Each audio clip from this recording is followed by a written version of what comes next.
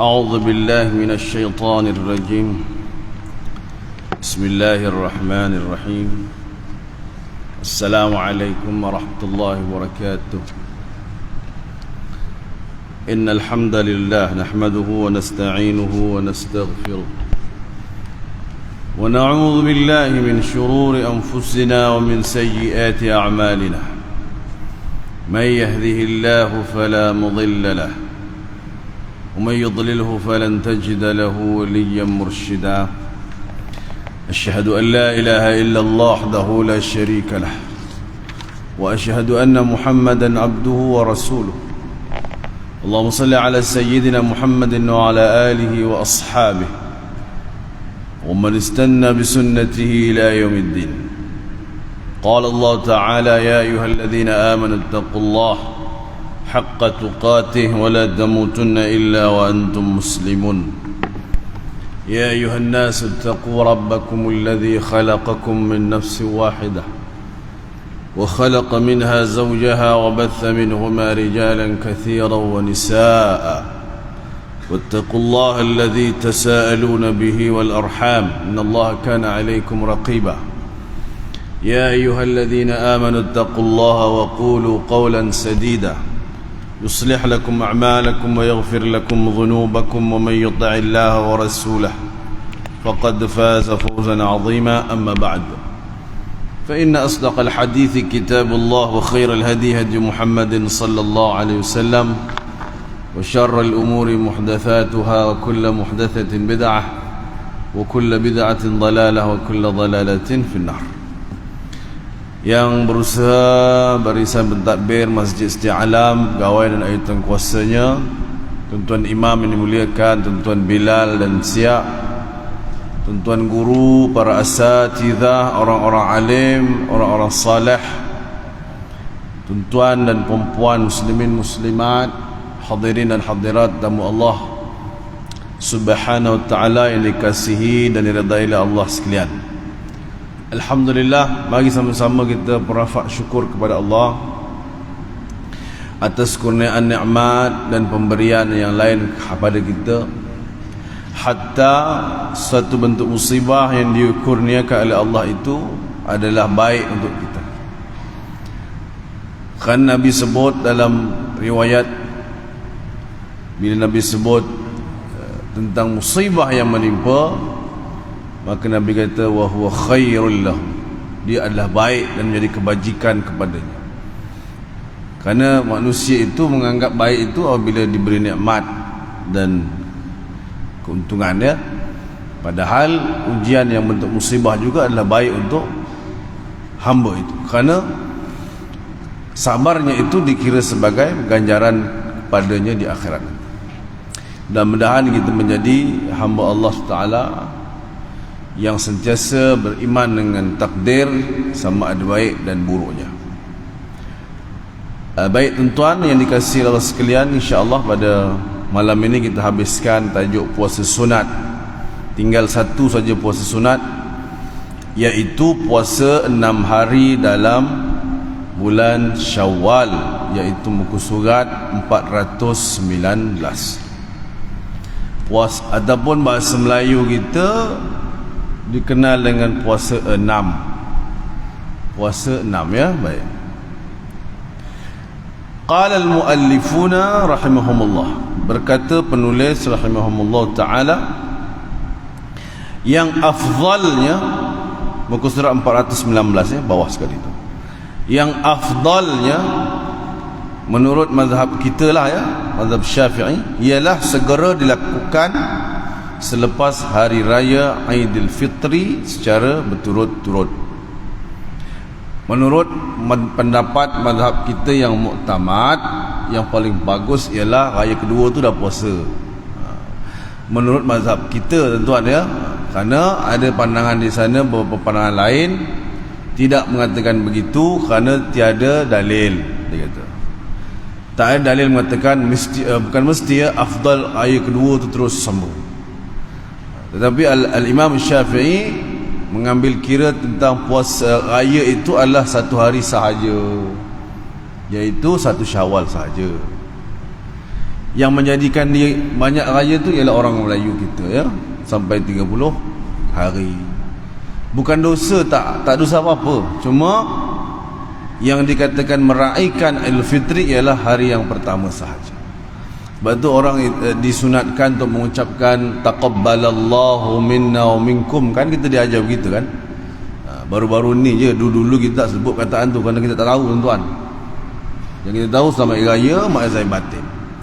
Kemudian orang-orang alim ajar kita kebelakangan ini dengan ayat bacalah taqabbalallahu minna wa minkum. Dan itu disunatkan pada hari raya pertama. Kedua tak boleh ke? Bukan tak boleh, tidak disunatkan. Boleh, tak ada masalah. Sampai hari berapa pun boleh. Kerana Nabi SAW itu rayanya hanya hari pertama, ya. Maka oleh kerana itu Imam Syafi'i berpandangan raya kedua tu teruslah puasa sunat sehinggalah raya ke 7. Itu 2, 3, 4, 5, 6, 7 6 hari, ya, pada sesiapa yang nak. Tapi oleh kerana zaman sekarang ujiannya sangat berat, tuan-tuan, ya, raya kedua masih susah untuk berpuasa, kecuali orang-orang yang iman yang teguh saja, iaitu orang-orang yang tak boleh makan banyak lah, tuan, ya. Makan sakit kan baik puasa je kan. Makan kan macam-macam hari raya kan. Banyak orang hari raya ni dia raya ketiga dia masuk wad sebab makanan tidak terkawal, dan itu yang masuk wad, kencing manis naik, darah tinggi semua naik. Jadi orang-orang yang begitu disunatkanlah dia berpuasa supaya dapat dikawal kesihatannya. Bukan nak kata orang yang sihat boleh bedal aja pun, tidak jugalah. Tapi kita nak kata ujiannya susah, ya, untuk berpuasa sunat kedua, hari kedua. Kerana masa itulah raya kedua tu nak buat makan lagi dan sebagainya. Siapa yang tak boleh buatlah raya ke berapa-berapalah, 15 ke atas pun boleh. Jadi keafdalan itu pada mazhab kita pada raya kedua. Sebab tu saya kata ada pandangan lain kata tidak ada keafdalan. Janji Syawal saja silakan berpuasa 6, ya, tidak memiliki kira puasa yang hari kedua dan sebagainya. Wallahu a'lam. Kemudian katanya, walau bagaimanapun ini bukanlah syarat, bahkan kesunatan turut diperoleh juga jika dilakukan secara berasingan. Dia dua dan berturut-turut itu afdal, tapi kalau tidak dibuat begitu tak ada masalah, masih dapat lagi sunat.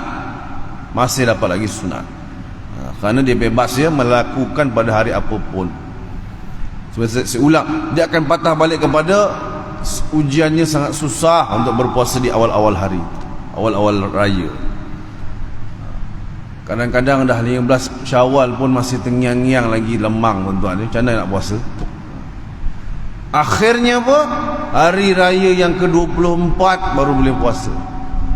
Itu pun masih tengyang-nyang lagi tu, dengan ketupat, ya. Yang kita ni pula sampai bulan lepas Syawal apa?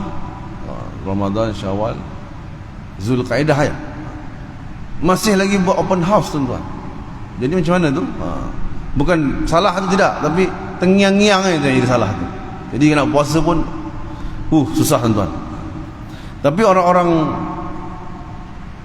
tak kata orang tua tak baik pula ayat tu lah. Warga-warga emas ni, dia tak kisah, dia boleh puasa hari kedua. Sebab mungkin dia dah puas makan lah masa muda, ya. Jadi dah umur-umur ni tak payah makan lah, dia pun puasa. Sehingga kan orang datang rumah pun dia relax aja. Makan lah Tok. Atuk puasa. Kita perlah hati boleh tahan iman dia, ya. Tengok air sangkuik kuning, merah, hijau semua. Kita tak boleh, tuan. Bukan kita lah, saya lah, tuan-tuan mungkin dah boleh tahan kan. Kerana ialah hari masih muda, hari raya tu masih muda. Baik, tak apalah, janji mau berpuasa. Imam Muslim meriwayatkan daripada Abu Ayyub radhiyallahu anhu bahawa Rasulullah sallallahu alaihi wasallam bersabda, man sama ramadhana thumma atba'ahu sittan min syawalin kana kasiyamid dahr. Barang siapa berpuasa Ramadan dan diikuti dengan puasa 6 hari pada bulan Syawal, maka seolah-olah dia telah berpuasa selama-lamanya. Baik, sebab itu ulama' lain sebut dia tak ada pengkhususan hari kedua ke hari ketiga, Kerana Nabi sebut siapa saja yang berpuasa 6 hari dalam Syawal yang 30 atau 29 itu, tiada pengkhususan jadi umpama dia itu berpuasa selama setahun, sebenarnya setahun. Dahar ni tahun, setahun mungkin disilap terjemahan ni, setahun kasiyamid dahar. Maka oleh itu dalilnya satu saja, hadis Nabi yang ini saja, berkenaan dengan puasa 6. So cuma ada di situ ulama yang memberikan komentar tentang man shama ramadana siyaman kamilan, siapa yang puasa Ramadan puasa yang sempurna. Memang dia tidak pernah ponteng, itu maksud dia. Ponteng pun uzur, bukan saja. Jadi kalau orang itu puasa Ramadannya tak cukup 30 atau 29, maka sepatutnya tak layak, dia tidak dapat melayakkan diri dia untuk dapat puasa 6, kata setengah ulama begitu. Melainkan dia uzur, lain, uzur tu lain. Ini memang dia ponteng, memang tak nak puasa Ramadan, tiba-tiba puasa 6 dia rajin lah pula. Sepatutnya dia tidak layak untuk mendapatkan puasa 6, kata sebahagiannya, ataupun segelintir lah saya kata, kerana pendapat itu tidak berapa popular ulama. Cuma mereka menganggap bahawasanya yang dikatakan puasa Ramadan itulah puasa yang penuh dan sempurna. Kerana orang yang layak untuk mendapatkan sunat, dia kena settlekan yang wajib sepatut-patutnya. Kalau tidak, dia dianggap melebihkan sunat berbanding fardu. Begitu Tapi namanya pun pandangan ulama, jadi dia tidak mutlak lah. Tidaklah kata kalau puasa jadi berdosa, tidak. Cuma pendapat sebahagian, ataupun adalah ulama yang berpandangan begitu tentang puasa 6. Puasa 6 ni tuan-tuan kalau kita cerita lebih dalam, dia kadang-kadang jadi pelik pun ada puasa 6. Setengah mazhab menganggap dia kalau kerana menunjuk, maka puasanya tidak dikira puasa. Ya, namanya puasa sunat kan. Kerana benda-benda sunat ni kan dia tak boleh, dia kena ikhlas yang sebenar-benarnya. Kerana kalau tidak, puasanya jadi sia-sia lah. Kerana dia tidak dituntut wajib. Tuan-tuan, kita diberi pilihan nak buat boleh, tak buat boleh. Tiba-tiba tak ikhlas dan tidak kerana Allah, puasanya kosong lah tuan. Habis yang fardu macam mana? Fardu dia buat saja, maka dia lepas tanggungjawab dia. Sebab tu ada orang kata kan, ada ulama sebut orang-orang yang berpuasa wajib tetapi tidak meninggalkan perkara yang haram, seolah-olah dia bekerja tidak mendapat upah. Tapi kerjanya selesai tak? Selesai. Upah tak dapat. Gitu. Pahalanya tak ada. Tapi bila sunat, pahala tak ada, apa pun tak ada. Sayanglah dan penat Baik, itu dalam bab puasa 6. Maka kita orang Melayu pula nanti kalau dah habis 6, ada pula hari raya 6. Hari raya 6 tiada dalam syariat Nabi Muhammad sallallahu alaihi wasallam. Tapi kalau nak buat makan, buatlah makan. Cuma jangan diisytihar. Maka besok kita akan hari raya 6. Istilah-istilah ini walaupun nampak simple kita kata tidak merosakkan apa-apa, tapi kalau diyakini, dia seolah macam menambah sesuatu dalam agama gitu. Sedangkan raya 6 tu tak ada. Nak buat makan, makanlah tuan. Contohnya dia puasa hari raya ke-20, Syawal ke-20, straight sampai 26. 27 nak buat makan, buatlah makan. Jangan diiklankan mari kita berhari raya 6. Dia seolah macam mengada-adakan benda yang tak ada. Gitu. Tapi kalau saya saja nak makan, silakan, tak ada masalah tapi tak ada masalah pun kena, jangan diamalkan selalu lah. Macam kita selalu sebut, orang lepas nikah tu upacara membatalkan air sembahyang kan. Istilah. Tapi kalau dia kata masuk dalam tentatif, ni kena tulis ni, batal air sembahyang. Kalau tak tulis nanti tak sedap katanya. Dia akan jadi suatu perkara yang direka-reka. Kalau nak batal sembahyang, sarung cincin batal sembahyang kan. Kalau sebab mazhab Syafi'i, kalau lelaki perempuan bersentuhan, batal sembahyang. Kalau orang tu mazhab Hanafi, maka tak adalah batal sembahyang, kerana tak akan batal sembahyangnya. Walaupun dia lelaki dan perempuan, dia kena buat benda lain nak bagi batal. So kita dalam mazhab kita istilah-istilah itu. Dan bukannya imam mazhab yang mereka-reka kita sendiri yang mereka-rekakan kerana dia upacara membatalkan akhir sembahyang. Begitu. Baik. Seterusnya membatalkan puasa sunat. Seseorang muslim yang berpuasa sunat diharuskan membatalkan puasa jika dia mau. Harus hukumnya, bukan sunat, dia harus. Bolehlah dibuat, gitu maksud dia, kalau dia nak, dan dia tidak diwajibkan mengqadaknya. Tak payah qadak lah tuan. Kalau nak pun boleh, kalau tak nak pun tak. Walau bagaimanapun hukumnya adalah makruh. Rasulullah SAW bersabda, orang yang berpuasa sunat adalah ketua kepada dirinya. Jika dia mau, dia boleh meneruskan puasanya, dan jika dia mau juga, dia boleh berbuka. Hadis riwayat Al-Hakim. Maka makruh juga adalah dihukumkan melalui pandangan mazhab Syafi'i, kerana ada menyebut bahawasanya kalau puasa sunat ada tetamu ajak makan, maka kita eloknya ikut makan lah gitu. Maka batalkan puasa itu lebih baik kerana menyantuni tetamu. Jadi tak ada istilah makruh situ ya. Tengok situasi lah tuan-tuan. Kalau saya saja puasa niat sunat itu malahan tak sambung kan, tak puasa, boleh jadi makruh. Tapi kalau kerana perkara lain, ada tetamu datang daripada jauh, aku datang daripada jauh ni 5 tahun sekali, tiba-tiba kau tak nak makan, dia punya kecil hati kan, kita buka lah. Ada pahala di sisi Allah kerana memuliakan daif ataupun tetamu. Walaupun tak dapat puasa sunat tu, pahala lain lah dapat. Akan tetapi orang yang sedang mengqadak puasa wajib, diharamkan dia membatalkan puasanya itu, kerana keadaannya yang sudah memulakan puasa qada itu mewajibkan dia menyempurnakan kalau tidak ada keuzuran. Kalau sakit boleh lah tuan, ni yang sihat-sihat belaka ni tiba-tiba qada, udahlah qada, lepas tu tak jadi puasa pula, sengaja-sengaja tau. Hukumnya haram je, jangan main-main. Bukan saja tak jadi puasa lah hari ni, besok lah. Bukan kita jadi je, haram hukum, kerana dia wajib. Subuh kita tengah solat, tiba-tiba kita batalkan sembahyang nantilah. Hukum haram tuan, solat yang fardu ya. Melainkan tengah solat ada jemaah di depan, kita boleh cancelkan, kita sembahyang jemaah.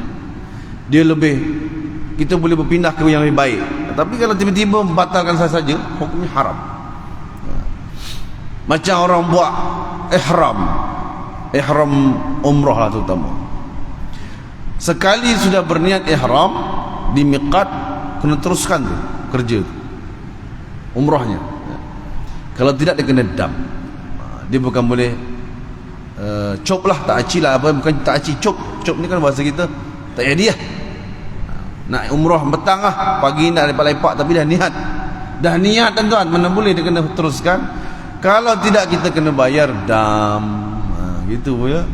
Dia bukan boleh ribes-ribes gitu ataupun patah balik, kecuali perkara-perkara yang adalah tapi yang ditetapkan oleh agama, contohnya benda-benda wajib dan perkara haji, ihram. Sebab tu bila orang tu berniat ihram, dah pakai pakaian ihram tu, start daripada situ dah mula kena jaga semua. Dia bukan boleh payah sangat buka lah, tak jadi lah. Asyik nak menggaru je, time ni nak menggaru pun, tadi tak ada gatal pun katanya. Itu namanya ujian-ujiannya kan. Kadang-kadang orang fikir masa sebelum niat tadi elok je, tak ada gatal kepala ni. Bila dah niat, gatal lagi kepala daripada pagi petang. Kita pun jadi macam tak payah, tak jadi lah, besok lah. Itu kena tahu benda gitu. Kalau tidak kena bayar dam ya. Denda. Baik, habis cerita tentang puasa sunat. Kita masuk puasa yang dimakruhkan dan puasa yang diharamkan. Puasa yang diharam dimakruhkan. Manusia hanyalah hamba Allah Azza wa Jalla. Allah menjadikannya beribadat berdasarkan apa yang dikehendakinya ya. Maka kalau Allah tak kehendaki, kita bebas. Yang Allah kehendaki itu kita kena turut sebagaimana yang Allah nak. Suruh puasa Ramadan, ya puasa. Suruh buat kerja haji, ya buat manasiknya. Dia tak boleh suka ya. Melainkan Allah kata okey, ni bebas, nak buat apa sila. Kemudian Allah menjadikannya beribadat dengan puasa, dan begitu juga Allah menjadikannya beribadat dengan tidak berpuasa. Jadi boleh jadi puasa boleh jadi ibadat, tidak puasa juga boleh jadi ibadat. Maksudnya begitu. Macam tadi kan, Nikmat boleh jadi kebaikan, musibah juga boleh jadi kebaikan. Anak Adam tidak ada hak untuk membangkang atau menentang perkara ini. Bila Allah kehendaki, kita tak ada boleh komen apa, tak boleh komen. Tak boleh komen. Tak boleh kata sepatutnya Allah kena buat macam ni. Tak ada istilah sepatutnya bagi Allah, kerana Allah tu sudah patut. Sepatutnya Allah jangan bagi hujan bulan 9 ni, nantilah bulan 12. Sebab dari dulu bulan 12 baru hujan. Tu kita suka hati kita pula. Tu pulang kepada Allah lah. Allah nak ubah hujan bulan 6 ke bulan 3, tu pulang kepada Allah, bukan kita ya. Dulu tuan-tuan dia masa sesi persekolahan kan, bulan 1 sampai bulan 12. Jadi hujannya bulan 11, bulan 12. Periksa SPM-nya masa tu lah kan, bulan 11. Bila diubah periksa SPM bulan 2, hujannya ikut SPM bulan 2. Dia nak salahkan siapa? Pulang kepada Allah. Kita kata hujan ni ikut SPM dengan STPM tidak tuan-tuan, tetap kepulang kepada Allah SWT. Melainkan kisah orang-orang Bani Israel kan, yang menangkap ikan tu kan, dibuatnya hari Jumaat banyak ikan, lepas tu minta hari lain pula banyak ikan kan, itu kan. Tu lain, tu cerita itu Allah nak uji betul-betul puak-puak Bani Israel tu. Baik, kemudian katanya lagi, dalam semua perkara yang wajib dilakukan, dia hendaklah berkata, siapa tu dia tu? Kita lah tuan-tuan. Kami dengar dan kami taat. Biasa orang sebut apa? Sami'na wa ata'na. Sami'na tu kami dengar, wa ata'na kami taat. Kita dengar perintah Allah, kita taat. Jangan ada komplain. Ampunilah dosa kami wahai Tuhan, dan kepadamu lah kami akan dikembalikan. Puasa yang makruh ialah puasa yang jika ditinggalkan oleh seseorang, dia akan mendapat pahala, dan apabila dilakukan tidak mendatangkan pahala dan tidak mendatangkan dosa. Jadi tinggalkan dah pahala, tapi orang tak nak. Dia tak nak pahala juga, dia nak buat benda. Maksud saya gini, dia nak aktiviti tapi Allah tak bagi pahala, dosa pun tidak. Padahal benda tu kalau ditinggal dia dapat pahala, tapi dia tak nak. Dia nak buat juga benda makruh, gitu kan, dia nak buat juga.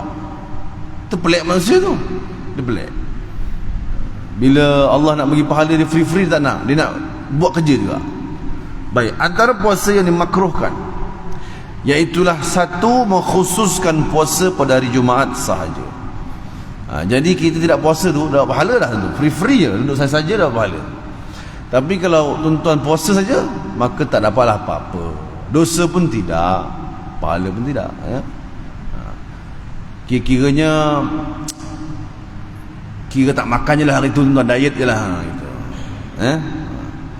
Nombor 1, dalil ni ialah hadis yang diriwayatkan oleh Bukhari dan Muslim, bahawa Nabi sallallahu alaihi wasallam bersabda, la yasum ahadukum yaumal jum'ati illa an yasuma qablahu aw yasuma ba'dahu.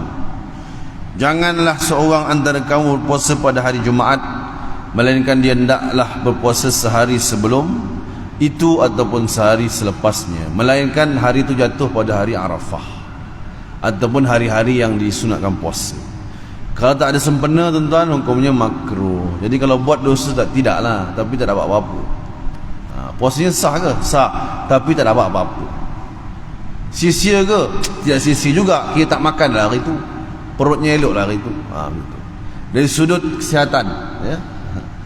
Tapi dari sudut syaraknya, dia tidak mendapat apa-apa. Maka orang yang meninggalkannya mendapat pahala, kerana meninggalkan benda makruh, gitu kan. Macam orang kalau kita makan tu kan, contoh yang popular pun tuan-tuan, makan bawang. Makan bawang ni makruh ya, sebab dia bau, melainkan baunya sudah dihilangkan, dimasak ke dia apa kan. Kalau makan begitu je, macam makan apple tu, kerap-kerap baunya, na'udzubillah tu kan tuan-tuan, makruh hukumnya. Kalau tuan-tuan buat makruh, dosa tak? Tak dosa. Tapi dapat apa tak? Tak dapat apa, cuma dapat sedap makan bawang lah. Kalau tinggalkan, dapat pahala, kerana tidak berbau kepada orang lain dan kepada mulut kita. Kalau dia sudah dihilangkan baunya, makanlah tuan-tuan. Bila dimasak tu dikurang sikit baunya kan. Ada satu kisah berkenaan dengan bawang Masa Nabi SAW sampai di Madinah, kan Nabi unta dia kan berhenti di rumah Abu Ayyub Al-Ansari ya. Kerana dia pusing tu, kata Nabi biar unta ni yang tentukan rumah siapa kalau duduk. Berhentilah rumah Abu Ayyub Al-Ansari radhiyallahu anhu dengan takdir Allah. Jadi menjadi tetamu Abu Ayyub, Nabi pun diberi makan, diberi tempat tidur semua. Dan Abu Ayyub ni dia menunggu-nunggu Nabi punya baki makanan yang tak habis untuk dia makan dan mendapatkan barakah, gitu kan. Suatu ketika tu Nabi tak makan makanan yang dimasak oleh Abu Ayyub. Jadi nak makan bekas macam mana kau tak makan? Bukan makan bekasnya tuan, baki-baki tu. So Nabi Abu Ayyub tanya kepada Nabi sallallahu alaihi wasallam, "Kenapa ya Rasulullah tak makan ni? Tak sedap ke?" gitu kan. Jadi Nabi kata apa? Kami Nabi, para Nabi tidak makan yang masakan yang ada bawang dalam. Tapi bagi kamu silakanlah makan. Jadi Nabi tak makan tuan benda-benda macam ni. Apatah lagi kalau ada petai lagi dia tak makan. Jengkol ya. Oh itu baunya ya amat itu. Sehingga kalau masuk di bilik air dia akan menjadi perfume. Bawang lah. Tapi nak makan boleh, tidak berdosa. Meninggalkannya dapat pahala. Termasuk yang lain-lain lah. Tapi yang tu lah yang bau-bau ni yang sedap semua ya. Petai pun sedap. Kalau makan budu tak ada petai kan tak jadi tuan kan. Mau cicah budu, oh Masya Allah. Tapi makruh lah gitu.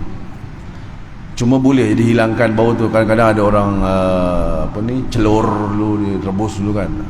Tapi dikurang lah dia punya kenikmatan kebauan tu. Macam ada orang suka makan kambing, dia suka kambing yang berbau. Bila bau tu, wah ini baru betul kambing katanya, tak mandi punya ni. Ada setengah orang dia, bukan setengah, kebanyakan orang tak boleh. Ish, kambing ni bau lah. Tapi orang yang biasa duduk di negara Arab ni, bau tu adalah nikmat. Dia macam tak mandi, memang tak mandi lah kan kambing tu kan. Ada jenis tu, dia suka bau. Ya, ada orang yang gitu kan. Sekarang ni bila kambing dah popular lah, kambing perap lah apa, barulah orang makan. Tidak dulu langsung orang tak nak pun, bau katanya. Asyik tali lembu lagi. Sekarang dah zamannya dah berubah. Gitu ya. Taib. Itu hari Jumaat. Yang kedua, mengkhususkan puasa pada hari Sabtu, iaitu pada hari Sabtu sahaja, single day. Dalil ni ialah hadis yang diriwayatkan oleh Imam Tirmizi dan dihasankannya oleh Imam Tirmizi. Kerana yang ada istilah-istilah hasan ni Imam Tirmizi. Yang popularnya Imam Tirmizi. Yang lain biasa kita tahu sahih, dhaif. Maka Imam Tirmizi ada satu istilah yang hasan. Gitu. Itu dalam bab ulum hadis lah ya. Sebab tu dalam Sunan Tirmizi banyak perkataan hadis hasan. Maksudnya apa? Janganlah kamu berpuasa pada hari Sabtu melainkan apa yang telah difardukan oleh Allah kepada kamu. Jangan tu makruh ya, bukan jangan haram. Para ulama juga berkata dimakruhkan mengkhususkan pada puasa pada hari Ahad, kerana orang Yahudi mengagungkan hari Sabtu dan orang Nasrani mengagungkan hari Ahad. Jadi jangan orang tanya pula Jumaat tak boleh, Sabtu tak boleh. Bila masa nak puasanya aku, dia marahlah pula. Bukan haram, makruh. Kalau nak sangat puasa silakanlah, tak ada orang nak marah. Tapi cuma diberitahu makruh hukum. Kan banyak hari yang kita belajar itu, Senin ada, Khamis ada. 3 hari setiap bulan di bulan Islam ada, 13, 14, 15. Yang orang panggil Ayyamul Bayd, hari-hari putih, kan banyak. Dia nak juga puasa hari Ahad, terpulang lah. Tapi makruh lah hukum. Tapi kalau diganding tak apa, dia jangan single itu. Jumaat satu, sehari, minggu depan buat satu saja nak test makruh patutnya. Orang ni pelik kadang-kadang dia, kau kenapa dah tahu makruh puasa, nak test makruh tu apa rasanya? La ilah. Kalau ada lah orang macam tu. Kalau kita bila kata makruh tu cantik tak payah puasa, kita nak yang tak nak puasa je lah. Ada orang yang rajin puasa ni dia. Sebab macam Jumaat kan, Jumaat dah makruh, Sabtu dah makruh, Ahad makruh. Jadi orang kata Sabtu hari Nasrani, Jumaat Ahad hari Yahudi. Islam kan hari Jumaat. Ya, Jumaat tu hari bagus, tapi bagi puasa sunat tidak disunatkan. Dia makruh. Begitu tuan-tuan. Okey ya, jadi kena faham yang itu ya. Istilah makruh, sunat, jangan sampai dia jadi haram lah. Macam orang potong-potong kuku ketika korban tu kan. Jadi peserta tau. Kalau tak jadi peserta tak apa, potonglah apa pun. Yang peserta korban kan disunatkan dia tidak menghilangkan rambut dan kukunya. Disunatkan, bukan diharamkan. Ini budak-budak dengan TikTok aja. Tahukah anda memotong kuku itu hukumnya? TikTok kan dia punya cara kan macam menakutkan orang tu. Jadi orang pun, betul ke tak boleh potong kuku ni ketika berkorban? Jadi kita bagi faham, disunatkan, mengekalkan. Kalau nak potong juga, potonglah. Tak adalah batal korbannya, tapi tak dapat kelebihan. Kerana Nabi SAW meninggalkan potong, biarkan panjang, rambut bulunya panjang. Ketika itu ya. Tapi kalau ditakuti sehingga panjangnya itu menyebabkan orang takut, kena potong juga tuan-tuan. Kalau ni jenis orang yang potong kuku pagi, pukul 10 naik panjang contohnya, ini tak tahu hormon apa, tak tahulah ya. Tapi kalau orang normal kan dia makan masa kan. Cuma orang tutur kata jenis rambut cepat panjang, kuku cepat panjang ni yang kerap buang air besar katanya. Kau ni kuat buang air besar ni, saya berapa kali kau ni, jadi dia cepat panjang. Agaknya dia menekan tu, agaknya lah, saya pun tak tahu lah tuan. Orang tua dia kan banyak pengalaman kan. Itu bukan isu, maknanya boleh, tapi disunatkan, mengekalkan. Macam ni lah, disunatkan, meninggalkan. Pelik tu kan, meninggalkan pun disunatkan dia. Kerana bila melakukannya makruh, meninggalkannya sunat. So orang yang meninggalkannya dah apa? Baik. Juga hari Ahad ya, kerana dia adalah hari orang-orang Yahudi.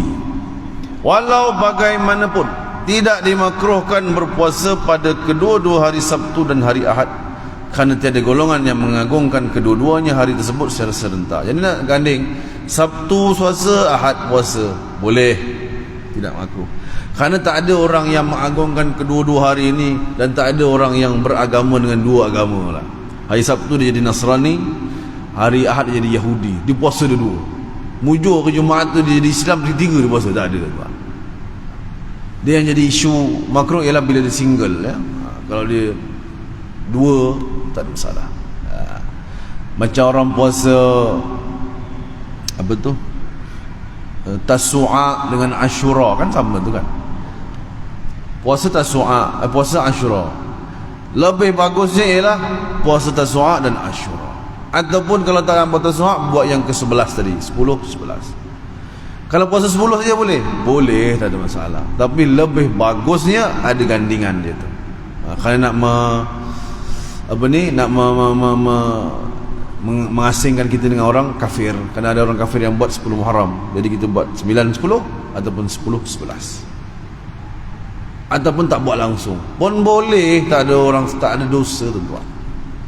Tidak berdosa ya. Dan namanya pun sunat gitu kan. Tapi bila dah buat sunat tu, buat betul-betul lah, jangan dicincaikan aja. Mentang-mentang sunat kita pun main bantai, tak ada, adalah cara-cara dia kan. Tapi masih boleh, masih boleh. Buat 10 hari bulan saja pun boleh, 10 Muharram saja pun boleh. Cuma lebih bagusnya dicantum dengan hari sebulan selepasnya. Cuma kalau buat 3-3 tak ada ya, 9, 10, 11, itu tidak diamalkan. Yang ada 9, 10, 10 atau 11 ataupun 10 saja. 9, 10, 11 belum pernah dengar diamalkan. Tapi tidak sampai tahap haram. Baik.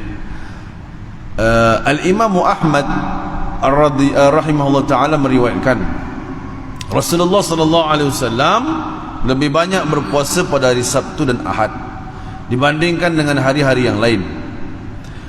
Baginda sallallahu alaihi wasallam bersabda, sesungguhnya kedua-dua hari ini adalah hari raya bagi orang musyrik, dan aku suka untuk menyalahi mereka. Maksudnya Nabi nak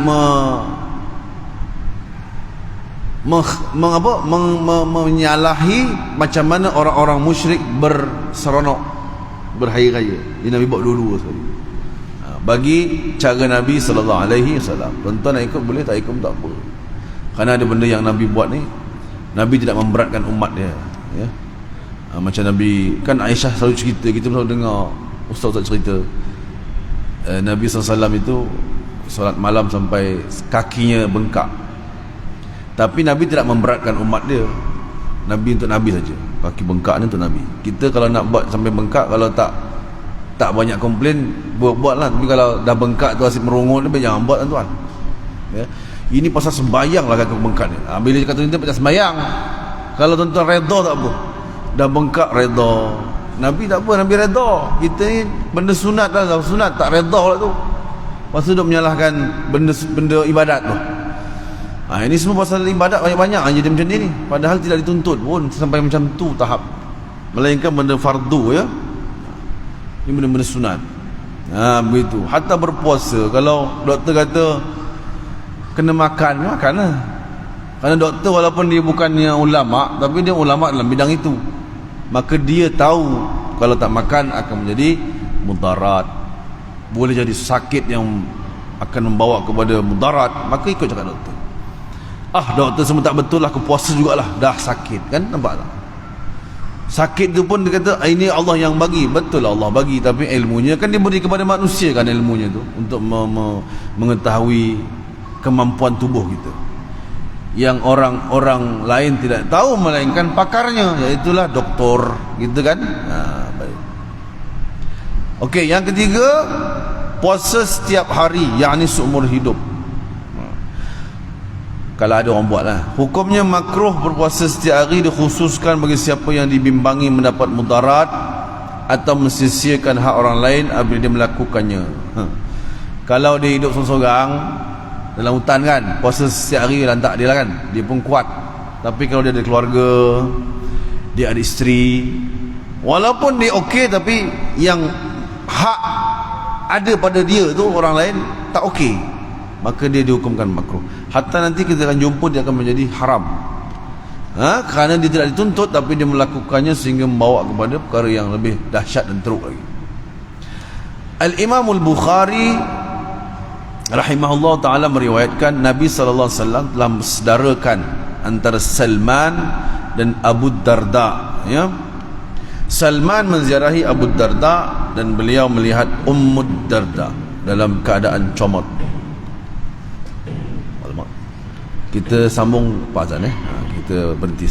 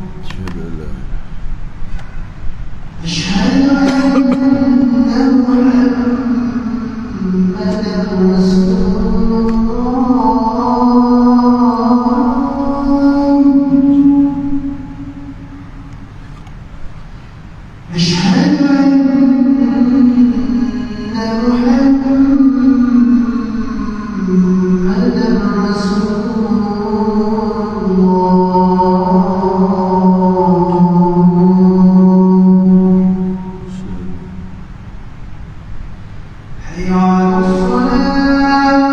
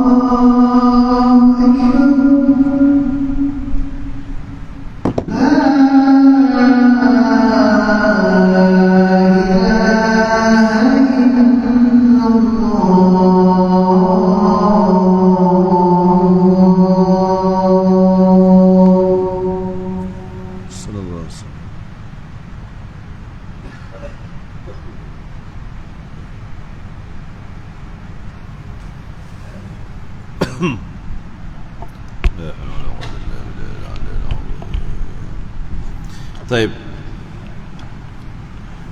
Mana tadi? Baik, sambungannya.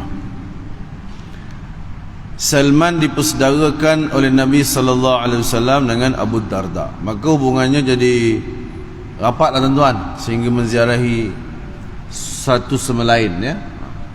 Bila dipersaudarakan tu maknanya kena selalu ziarah, kena selalu tengok.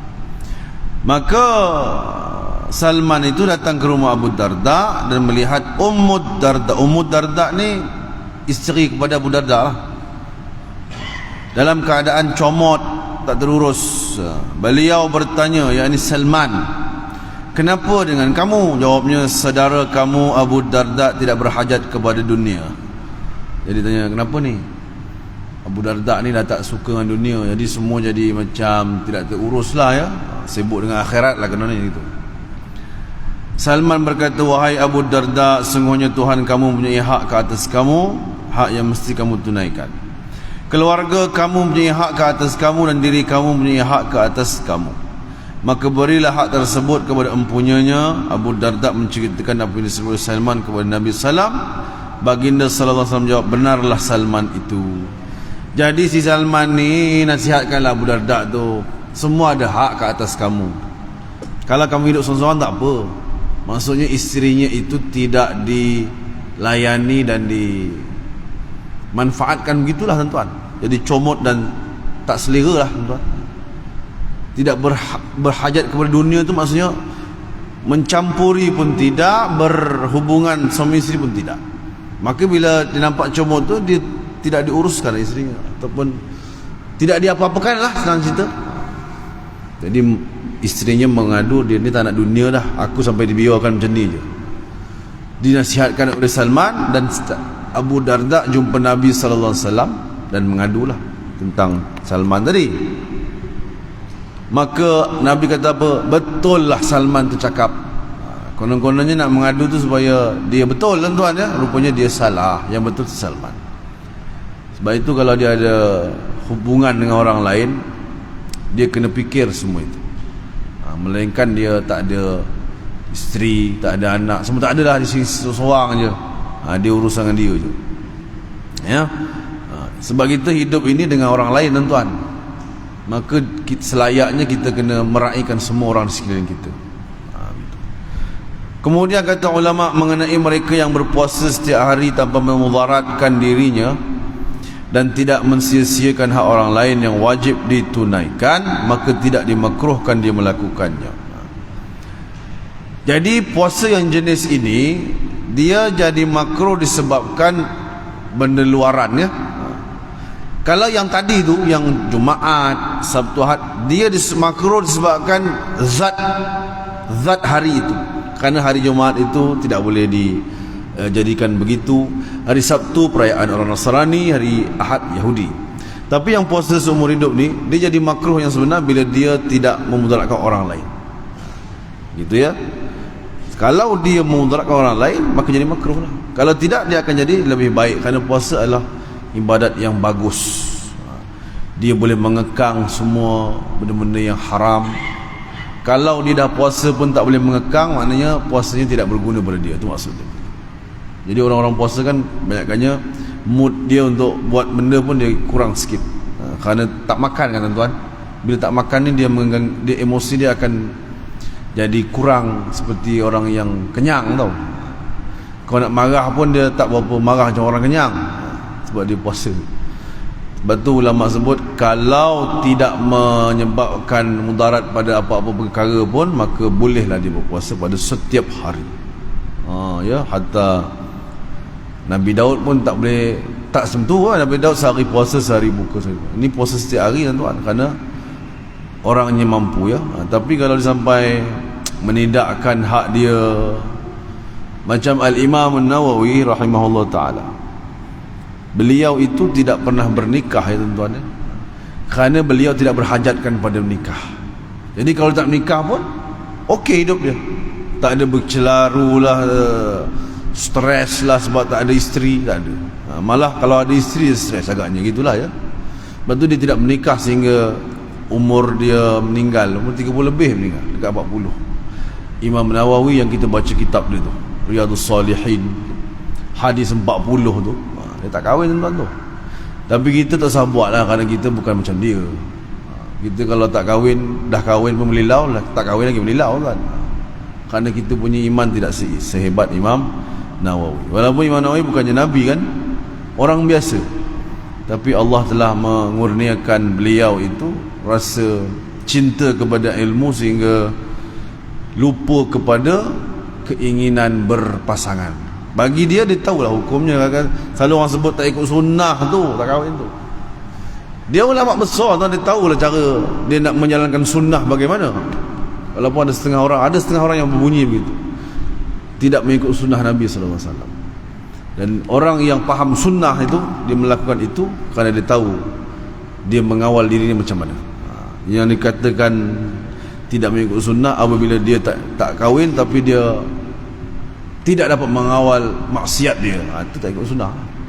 Kerana kalau sudah ada usaha untuk mengawal diri daripada maksiat, maka yang lain itu akan dibantu oleh Allah Subhanahu Wa Taala ya. Antara satunya ialah bernikah. Jadi begitu. Ada beberapa lah ulama yang begitu, tapi tidak menjadi hal kerana mereka lebih faham agama daripada berbanding kita. Baik, puasa yang diharamkan insya-Allah kita akan baca ini pada bulan depan insya-Allah. Mudah-mudahan Allah memberi faham pada kita, istiqamah, mengistiqamahkan kita untuk memahami agama dan mengamalkan agama dengan cara yang ditunjukkan oleh Nabi sallallahu alaihi wasallam. InsyaAllah kita bertemu lagi pada masa yang lain. Aqulu qawli hadha wa astaghfirullahal azim li wa lakum. Assalamualaikum warahmatullahi wabarakatuh. Barakallahu fikum. Sallallahu ala Muhammad wa ala alihi wa sahbihi.